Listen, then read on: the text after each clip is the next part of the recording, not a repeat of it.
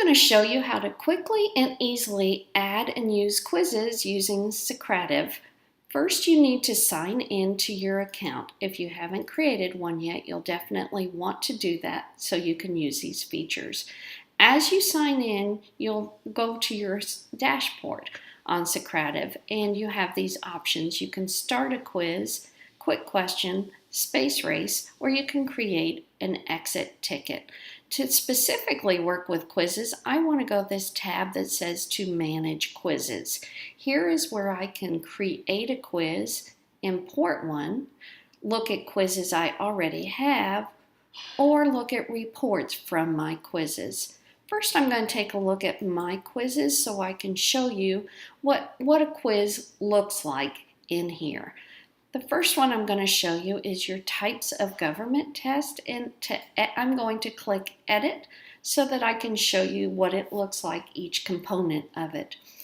So we have the title, types of government test, and this has been aligned to a social studies standard, and it's RH 6810. And then you'll see all the question choices, and you'll see that we have several questions. All of these so far are multiple choice. The green highlight is the correct answer. And so far we have all multiple choice. This one here, number 6, is a short answer. Students will see the blank. They will not see the correct answer, but that's been put in for the teacher benefit. Another option is a true-false question, and here the highlighted answer is in green. And so this quiz has several things. If I wanted to change it, I can delete questions. I can move the order that they're in, and then when I'm finished doing that, I just save and exit.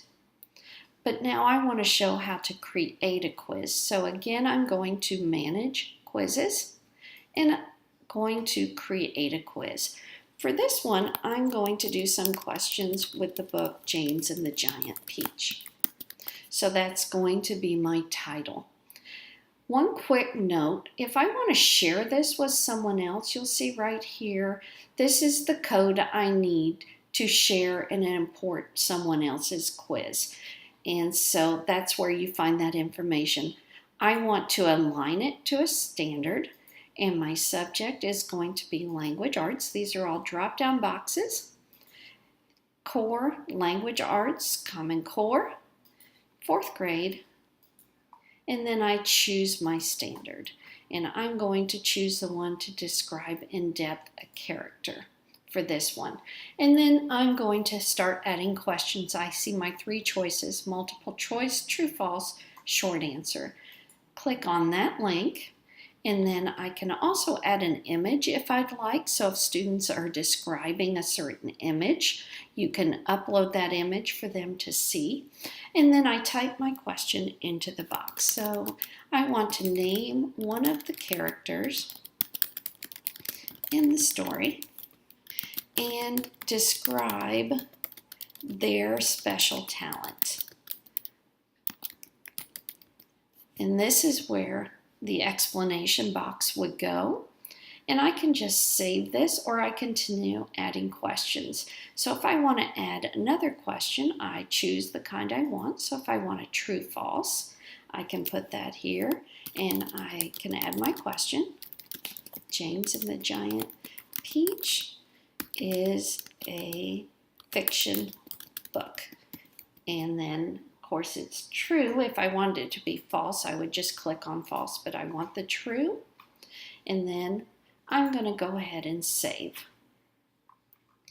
And if I want to save and exit, my quiz has been saved. And then I'm ready to start a quiz. It'll be in my list to start a quiz in here.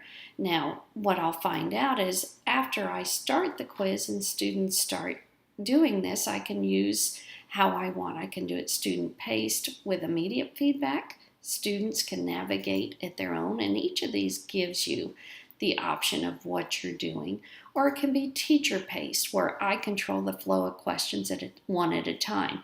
And I may want to do that as I'm trying to get some feedback on student understanding of characteristics or a student's understanding of fiction or nonfiction.